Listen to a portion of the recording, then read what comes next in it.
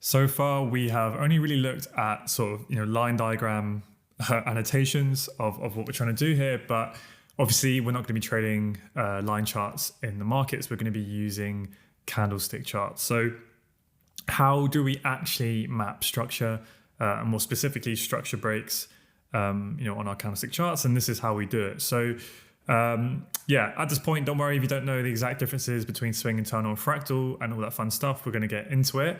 But essentially, what we need to remember is we always use this type, candle body closure, for structure breaks for basically everything. And anytime we use wick breaks is for fractal structure when we're looking at change of character, okay? So this will become very clear in the following lessons, but just thought it'd be good to cover this now. So whenever you draw your highs and lows in the market and where you draw your structure from, we always draw it on the wicks of the candles, on the exact high or the exact low of a candle, okay? You will always do that no matter what.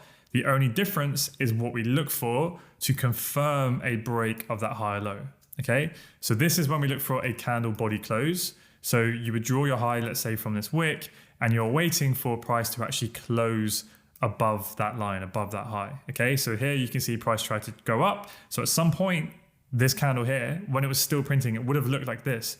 But this is why if you need to see a candle body close, you need to wait for that candle body or that candle to finish printing, okay?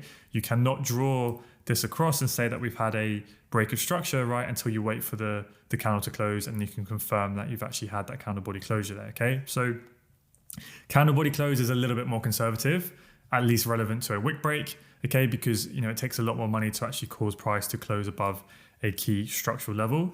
So what that will mean is in this instance, right, price wicks the high, but it fails to close above.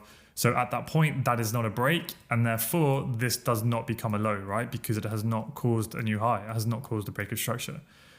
Then when price pulls back a little bit deeper and then we close above, right? And then that's how we actually get that true break of structure.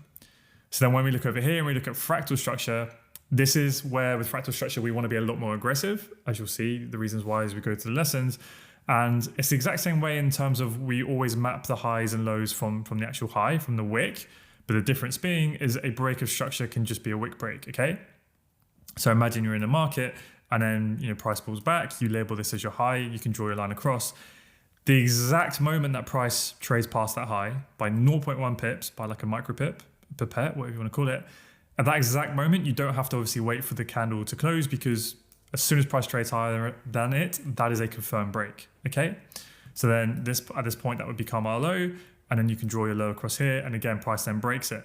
And then at that point, this then becomes our high, right? And then again, we get a break there. So you can see that this is the exact same price action as we have over here, but you can see how like essentially the trend changes quicker, way quicker here, because it's a lot more aggressive that we're using wick breaks, okay?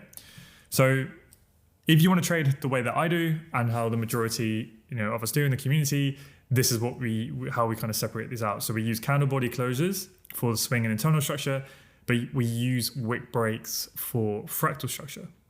Okay, so hopefully that makes sense.